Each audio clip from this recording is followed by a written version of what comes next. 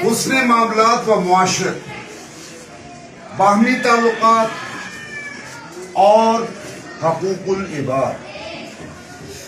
بیٹا آپ مجھے بتائیں کہ اسلام میں حقوق کتنے بتائے گئے ہیں؟ ایک اللہ تعالیٰ کے بندے پر حقوق، اور دوسرا جو ہے وہ انسانوں کے بندے پر حقوق۔ اللہ تعالیٰ کے حقوق کو حقوق اللہ کہا جاتا ہے اور بندوں کے حقوق کو حقوق العباد کہا جاتا ہے۔ بیٹا حقوق العباد کے معنی ہیں بندوں کے حقوق۔ حقوق العباد میں والدین، اساتذہ، بہن بھائیوں، رشتہ داروں، پڑوسیوں اور ساتھیوں بلکہ تمام انسانوں کے حقوق شامل ہیں۔ دین اسلام باہمی تعلقات کو بہت اہمیت دیتا ہے۔ اللہ تعالیٰ نے ہمیں آپس میں اچھے تعلقات رکھنے اور ایک دوسرے کا خیال رکھنے کا حکم دیا ہے۔ میرے نبی صلی اللہ علیہ وسلم کا فرمان ہے، اپنے مسلمان بھائی سے مسکرا کر ملنا تمہارے لیے صدقہ ہے۔ بیٹا اب دیکھیں بندوں کے حقوق، جیسا کہ آپ نے ادھر پڑھا ہے کہ ہمارے والدین کے ہم پر حقوق، اساتذہ کے حقوق، ہمارے بہن بھائیوں کے ہم پر حقوق، اسی طرح ہمارے رشتہ داروں کے اور دوسرے یعنی انسانوں کے۔ یہ حقوق کیا ہے؟ مثلا میں ایک استاد ہوں، میں اسکول میں کیا کرنے آتا ہوں؟ پڑھانے کے لیے، اور مجھ پر آپ کو پڑھانا لازم ہے، یہ میرا فرض ہے۔ اگر بیٹا میں اپنا فرض اچھے طریقے سے ادا نہ کروں اور اسکول میں آ کے سارا دن یہاں ویسے ہی گزار کے چلا جاؤں، تو میں کیا کر رہا ہوں کہ آپ کے حقوق پورے نہیں کر رہا، آپ کے حقوق پورے نہیں کر رہا، میں زیادتی کر رہا ہوں، میں ظلم کر رہا ہوں، ٹھیک ہے؟ اسی طرح ایک دکاندار ہے، اگر وہ 2 نمبر چیزیں بیچتا ہے، ملاوٹ والی چیزیں بیچتا ہے، تو وہ کیا کر رہا ہے کہ آپ کے حقوق پر ڈاکہ ڈال رہا ہے۔ اسی طرح اگر ایک دودھ والا ہے اور وہ دودھ میں کیمیکل ڈال کے، پاؤڈر ڈال کے، گندا پانی ڈال کے وہ بیچتا ہے، تو وہ کیا کرتا ہے؟ وہ لوگوں کو بیمار کر رہا ہے۔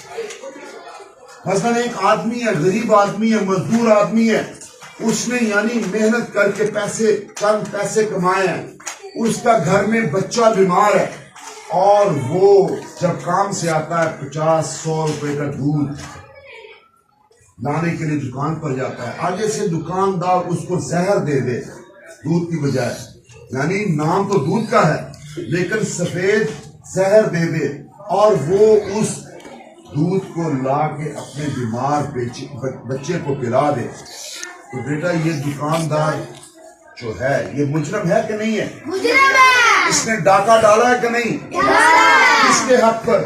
اس محنت کش کے اور بچے کے حق پر ڈاکہ ڈالا ہے اس نے۔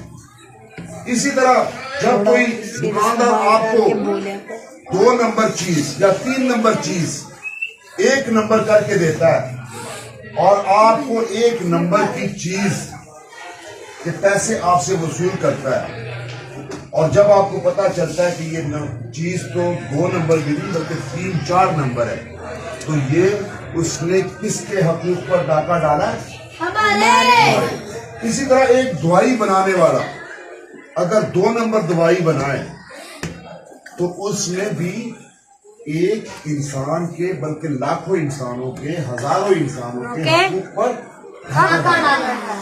اب ہمارے ملک میں ہوتا کیا ہے کہ اس طرح کے لوگ جو ہیں، جو 2 نمبریاں کرتے ہیں، جو ملاوٹیں کرتے ہیں، جو لوگوں کو زہر پلاتے ہیں، وہ کیا کرتے ہیں؟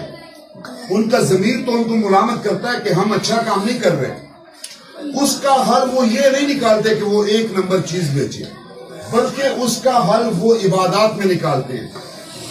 جبکہ میرے اللہ نے کہا ہے کہ حقوق العباد کو کبھی بھی میں معاف نہیں کروں گا، جس کے حقوق آپ نے صرف کیے جب تک وہ بندہ آپ کو معاف نہیں کرے گا۔ بیٹا ہوتا کیا ہے کہ ہمارے لوگ کھانے میں تو حلال فوڈ مانگتے ہیں. وہ چائنا کے ایک وزیر کی بات مجھے یاد آتی ہے. وہ کہتا تھا کہ اکثر پاکستانی جب آتے ہیں نا تو ہمیں کہتے ہیں کہ ہمیں ایسے ہوٹل پر لے کر جاؤ کہ جہاں پر حلال فوڈ ملتا ہے, تو ہم ان کو وہاں پر لے جاتے ہیں.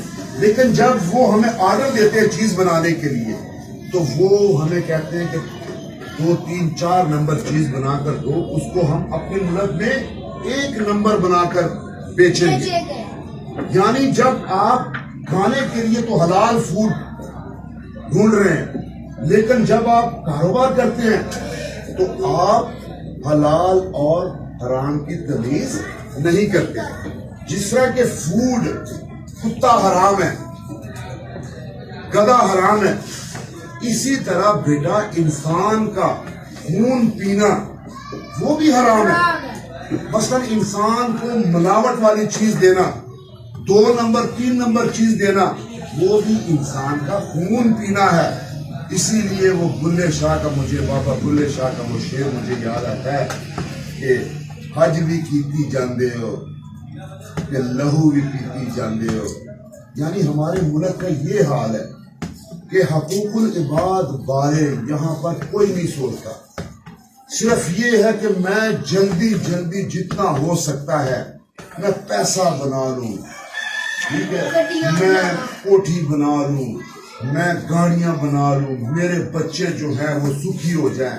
لیکن ایک بات میری سن لیں کہ اس طرح کے لوگ کبھی بھی سکھی نہیں ہوتے. جو لوگ دوسروں کی خوشیاں چھینتے ہیں وہ کبھی بھی خوشی محسوس نہیں کرتے. خوشی اس وقت ہوتی ہے کہ جب آپ دوسرے لوگوں کے چہروں پر خوشیاں بکھیریں, ان کو ان کا حق دے, اپنی فرائض کو ایمانداری سے ادا کریں. آج کا سبق ہمارا یہی تھا کہ بیٹا آپ نے عبادات بھی کرنی ہے, نماز, روزہ, حج, زکات, یہ سب آپ نے کرنا ہے, یہ حقوق اللہ ہے. اسی طرح حقوق العباد بھی بہت اہم ہے, جبکہ خدا تعالیٰ نے خود فرمایا ہے کہ حقوق العباد کو میں معاف نہیں کروں گا. اور جو لوگ یہ سمجھتے ہیں کہ ہم لوگوں کا خون پی کے, ان کا قتل عام کر کے, ٹھیک ہے, اللہ سے معافی مانگ لیں گے, تو وہ یہ بات بھول جائیں. کیونکہ اسلام یہ بات واضح کرتا ہے کہ حقوق العباد جو ہے وہ اللہ تعالیٰ بھی معاف نہیں کرتا. اگر آپ کسی کے حق کو سلب کرتے ہیں, اس کے حق پر ڈاکہ ڈالتے ہیں, تو اس کی کوئی معافی نہیں ہے.